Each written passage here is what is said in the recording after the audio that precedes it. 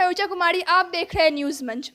हाल ही के दिनों में जिस तरह से अपराधियों के द्वारा बिहार में पुलिस पे हमले हुए हैं, इसको लेकर राजनीति बयान के बीच एडीजी कुंदन कृष्णन ने बड़ा बयान दिया है और कहा है कि अपराधी बख्शे नहीं जाएंगे। और क्या कुछ कहे हैं एडीजी ने, आपको छोड़ जाते हैं उनके बयानों के साथ। बने रहिए न्यूज़ मंच के साथ। न्यूज़ मंच के लिए शिवम कुमार के साथ रीजा कुमारी। डाटा से रूबरू करवाने चाहूँगा। ERSS emergency response system Bihar में लागू है, जिसमें कुल 1400 व्हीकल कार्यरत रहता है। होली के दिन 14 तारीख को, मतलब प्रातः 12 बजे, मतलब 13-14 के मिडनाइट से लेके 14-15 के मिडनाइट के बीच में रिकॉर्ड नंबर ऑफ इवेंट्स हुई। इसमें इस प्रकार से होती है कि जो कॉल आता है हमारे पदाधिकारियों को, कुल इस 24 घंटा में 67,188 कॉल्स आए। ये कॉल्स कितना सीरियसनेस के आधार पर जो कॉल सेंटर में पदाधिकारी होते हैं वो डायरेक्ट करते हैं नियरेस्ट ERV व्हीकल, MRV बोलते हैं व्हीकल को। MRV व्हीकल्स जो हमारे थे वो ज़्यादातर 4 पहिए वाहन हैं, शहरी क्षेत्र में 2 पहिए वाहन हैं। कुल 13,150 इंसिडेंट में जाके मौजूद हुए हैं। 13,150। अब पर्व के समय बल की प्रतिनियुक्ति होती है, प्रयास रहता है कि हर कॉल अटेंड किया जाए और छोटी मोटी ही घटना की रिपोर्टिंग होती है। ज़्यादा हिंसा हम लोग उम्मीद भी नहीं कर रहे थे, परंतु तब भी, जबकि फोर्स डिप्लॉयमेंट भी स्टैटिक था कई जगह पर, क्योंकि उस दिन नमाज था, फ्राइडे था। रिस्पांस टाइम तब भी 14 मिनट 34 सेकंड रहा। ये हम आपको बता रहे हैं 14 तारीख की। 15 तारीख को कुल प्राप्त कॉल घटा है, 56,851 कॉल्स रिसीव हुए, जिसमें 9,744 इंसिडेंट पर गाड़ी गई है, पुलिस गाड़ी। रिस्पांस टाइम 14 मिनट 52 सेकेंड औसतन। पहली जो अररिया की घटना है वो होली से संबंधित नहीं है, वो एक आपराधिक घटना है जहां एक वांटेड फिरार क्रिमिनल पकड़ा गया था रेडिंग पार्टी के द्वारा। उसके सहयोगी लोग उस पर टूट पड़े, उसको छुड़ा लिए, उसमें धक्का मुक्की हुई। वह शादी का माहौल भी था वहां पर। पुलिस ने संयम बरती, गोली नहीं चलाई, नहीं तो कोई इनोसेंट को भी गोली लग सकती थी। दूसरी जो घटना मुंगेर की है, इसी ERV व्हीकल जो शहीद हुए हमारे पुलिसकर्मी, दिन में भी एक बार गए थे, असमझा बुझा के आए थे। होली की हुड़दंग हो गई थी, सेपरेट करके आए थे, दोबारा भी ये फिर गए तो इनको एक लाठी मार दी गई माथा पर। चोट माथा पर गंभीर हुई, इनके इंतकाल हो गई। शेष जगहों पर बवाली था, जैसे मनेर में जो घटना है, युवक 12-13 नशे के हालत में धक्का मुक्की कर रहे थे, शिकायत ने किसी की, पुलिस पार्टी गई, हमारे सब इंस्पेक्टर इंजर्ड हो गए, परंतु रात को खूब छापेमारी हुई, रात तक गांव खाली हो चुकी थी। इसी प्रकार सिगोड़ी में भी कल रात को भी रात भर छापेमारी हुई, हमको लगता है गांव खाली हो गई। सर, रिस्पॉन्ड अगर हम करेंगे, कम फोर्स में हम चाहेंगे सुलझाना, संयम बरतते हुए कि अलग हो जाइए, तो पर्व होली का है, व्याकुल रहते हैं लोग होली खेलने में।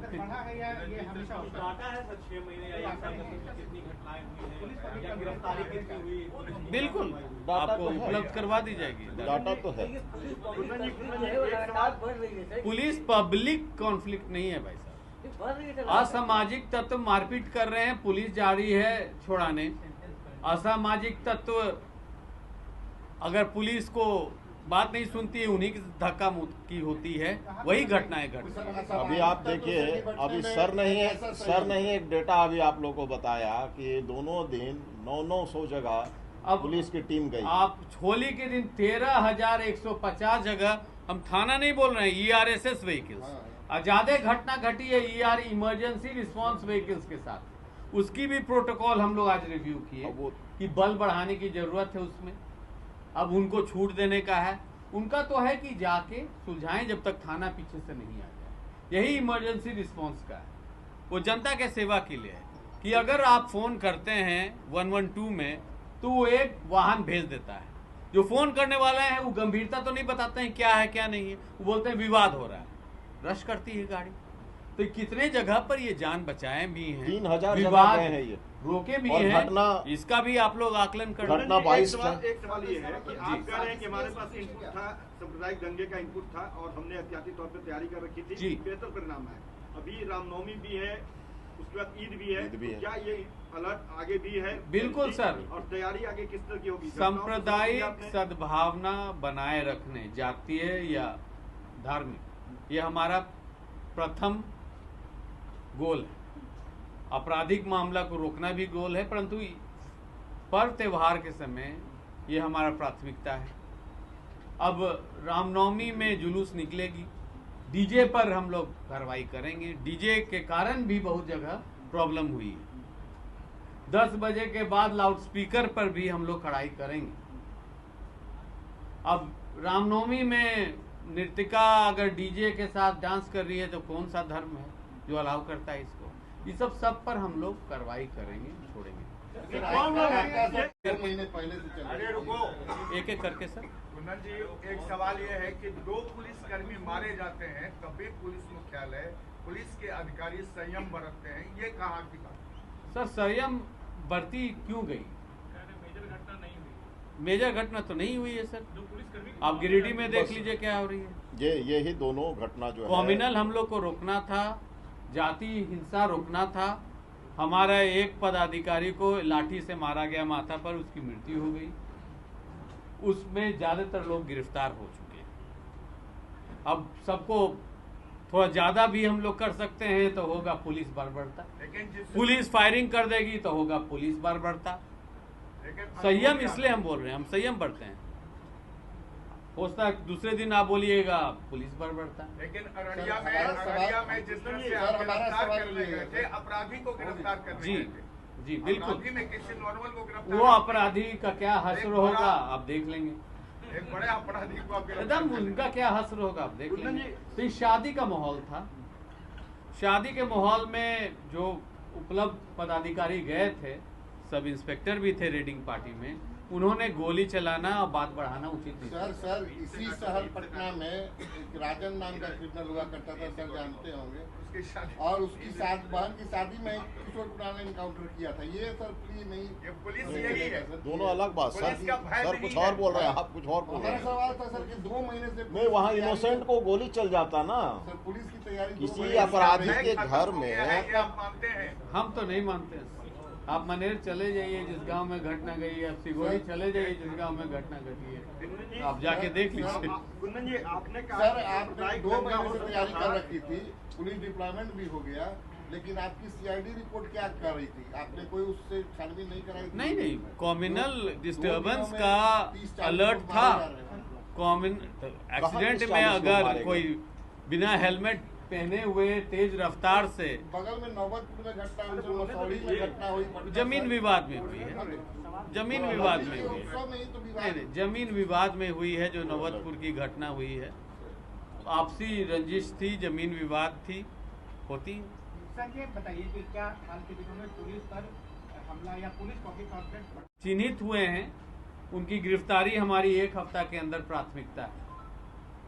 सबको गिरफ्तार किया जाएगा उचित धारा में। यहाँ हम फिर से आपको बताने चाहेंगे कि विधानसभा चल रहा है, रमजान का महीना है, बल प्रयोग में संयम बरतने का आदेश था। नहीं तो जो ERV व्हीकल मुंगेर में गई थी उसमें AK-47 भी था। एक बर्स्ट फायर में कितने लोग हताहत हो सकते थे। संयम बरते वो अपने मूर्छित पदाधिकारी को वापस ले आए, गोली नहीं चलाए। उचित नहीं समझे, इनोसेंट को भी लग सकती है।